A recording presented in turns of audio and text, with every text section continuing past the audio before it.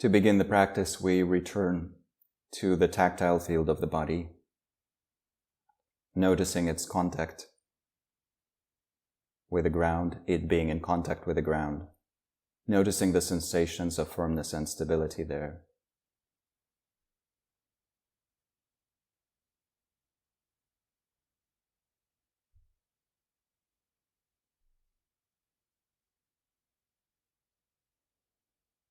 And then with our body being held by the ground, being supported by the ground, we once again can perform an abbreviated body scan, this time starting with our facial muscles. Noticing the sensations, releasing muscle tension, softening the face.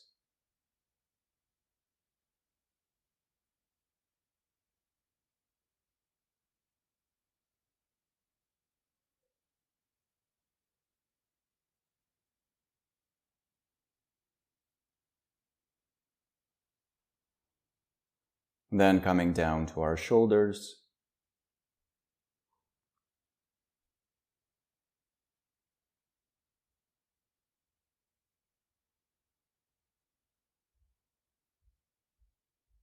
to our hands and fingers,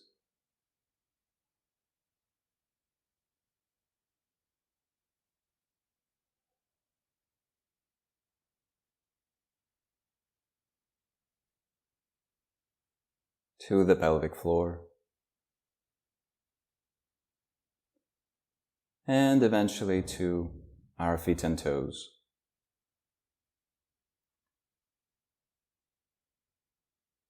And then for some time just breathing naturally and releasing all types of tension and deliberate movement with each new exhalation.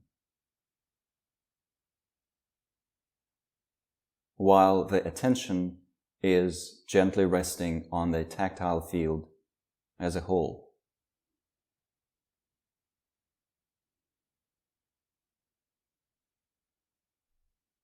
This entire network of tactile energy that in our perception might be slightly expanding and contracting with each new cycle of breathing.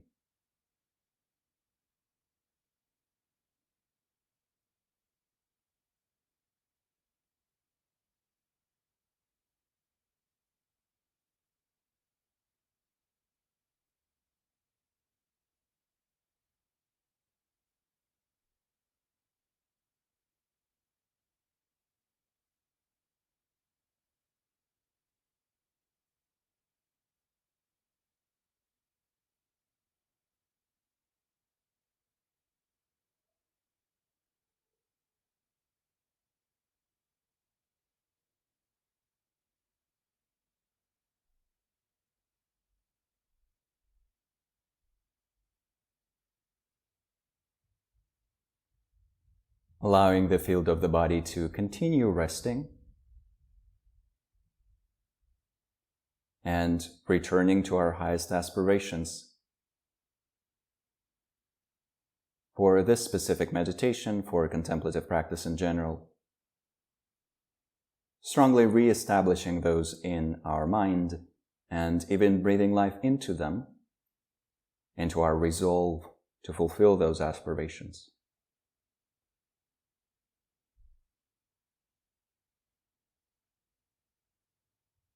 Using the exhalation to strengthen that wish.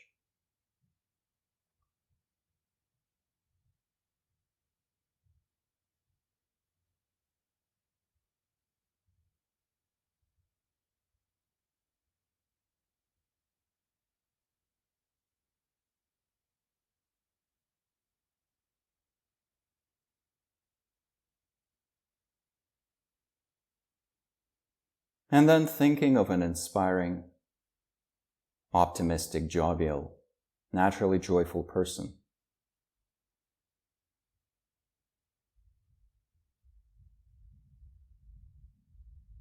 If we wish, imagining them in front of us as their joyful, optimistic self, and discerning the sparks of outer hedonic joy the deeper flames of eudaemonic, inner well-being within them.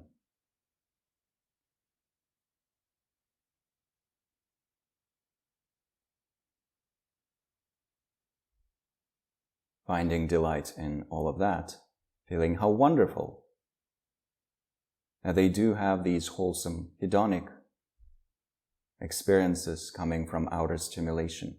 How wonderful that they have that inner peace, joy, well-being coming from within.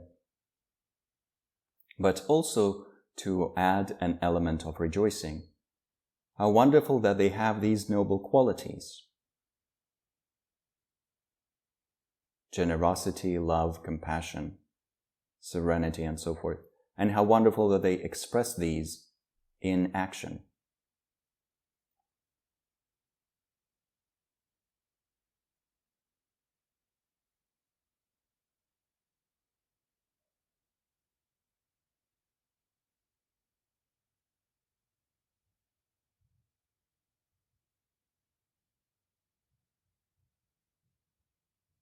So we're attending to the person as an object. And what we're discerning within that object is the joys of this person and the virtues of this person. Their virtuous qualities and their virtuous actions. And the way we're attending to all of that is with delight. How wonderful. How amazing.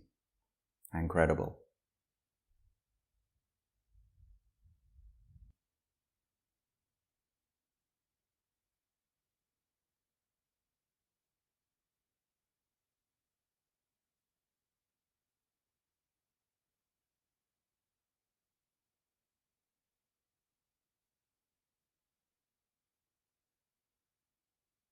Even at this stage, we can also add the element of aspiration. May this joy grow.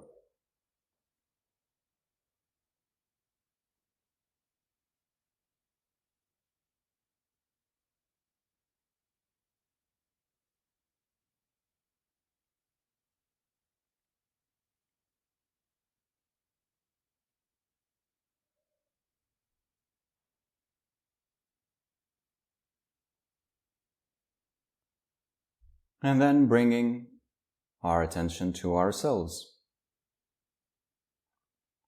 Even the sparks of joy that we have been able to generate right now by thinking of this person are noteworthy, are worthy of our delight.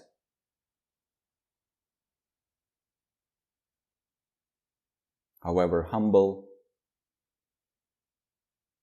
however contrived, still truly wonderful to be able to rejoice in the happiness of others.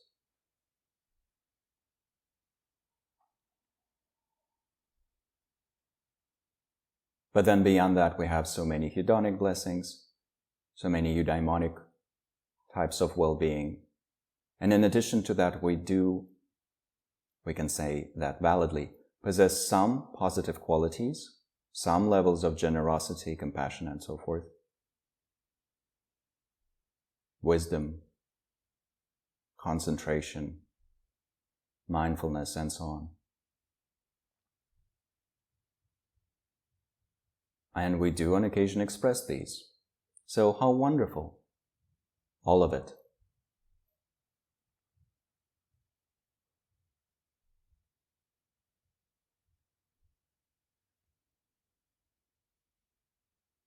May this joy grow.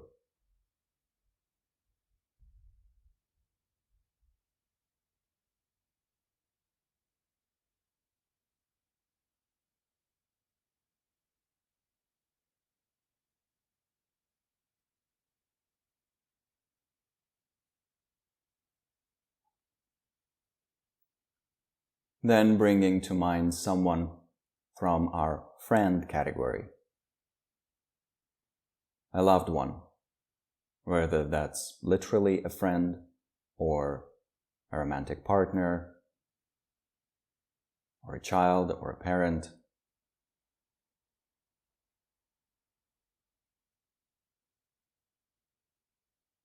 someone we naturally feel some tenderness and affinity and affection for. Once again, bringing this person to mind, thinking of them, imagining them if we wish, and within their field of existence, within the little bubble of their being, discerning the same elements, outer joys, deeper joys, virtuous qualities, virtuous actions.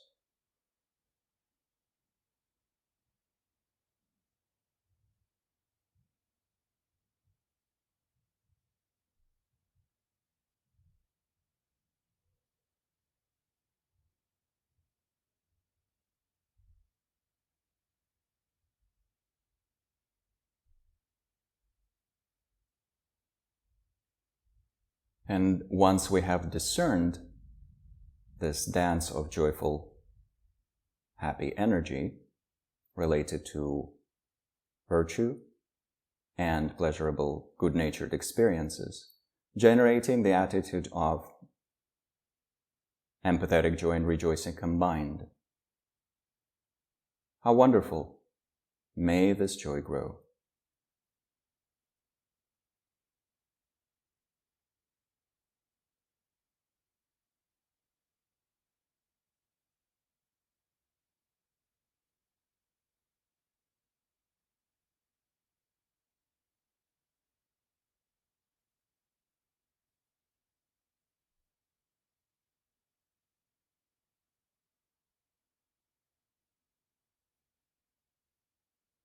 Delighting in the well-being and virtue of this friend, and wishing for that well-being to become deeper, to become more expansive, to become more meaningful.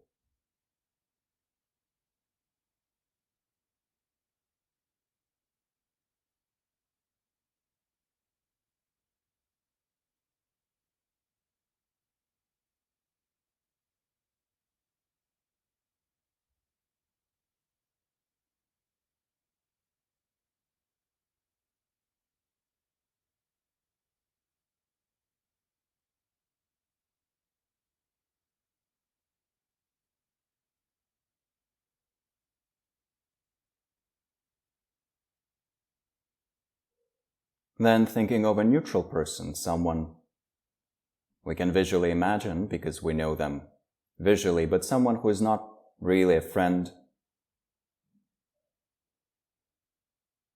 but is also not really an enemy, someone we feel relatively neutral about. Could be a celebrity, could be someone from our actual circles. Thinking of this person and then discerning accurately that they too must possess these different types of joy. They too must possess positive qualities.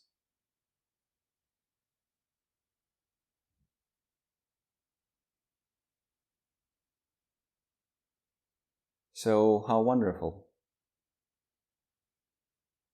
May the joy grow.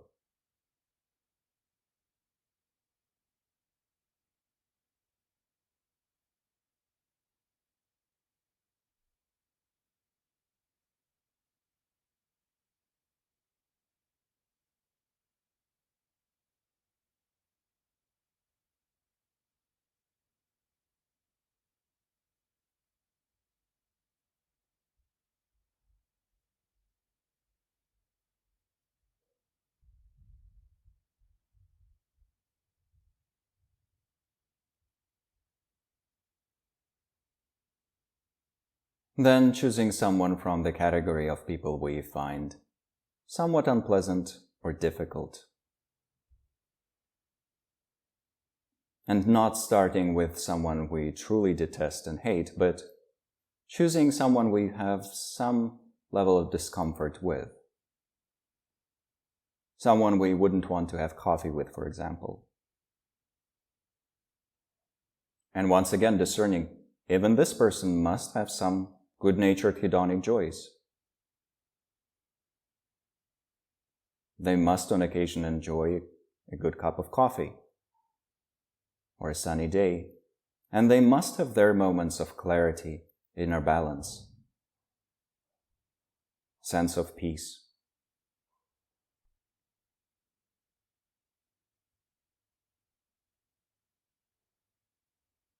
And beyond that, it is impossible for them not to have some seeds of generosity and love and compassion and wisdom and so forth. So in attending to those seeds, we can generate the delighted attitude. How wonderful. May the joy grow. May everything that's good-natured grow.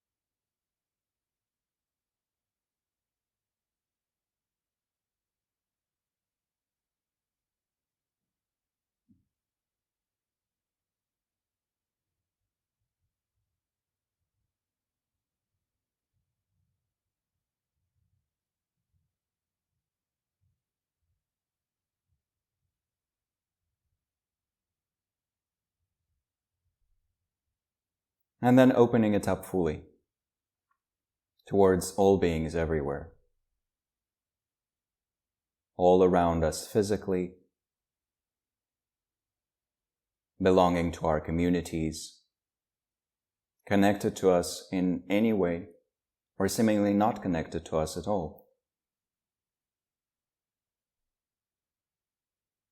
Each bubble of a being, each individual being as a field of experiences would have some types of joy, or at least the potential to experience joy.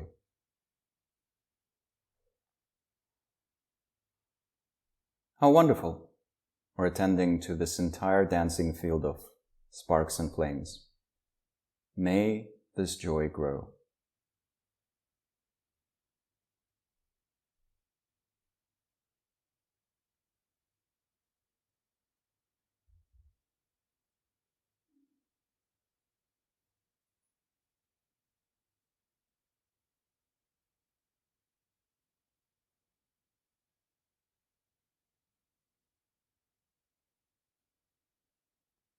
Then releasing that to rest in spaciousness without a particular reference point.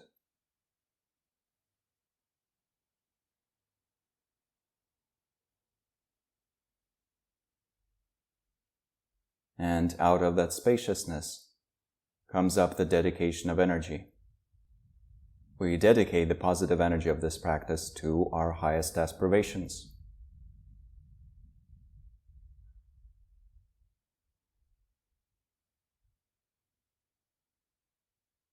And then we once again find the appearances of the body, the sensations of the body, its configuration in space. We ground ourselves there, and we introduce some gentle movement as we conclude the practice.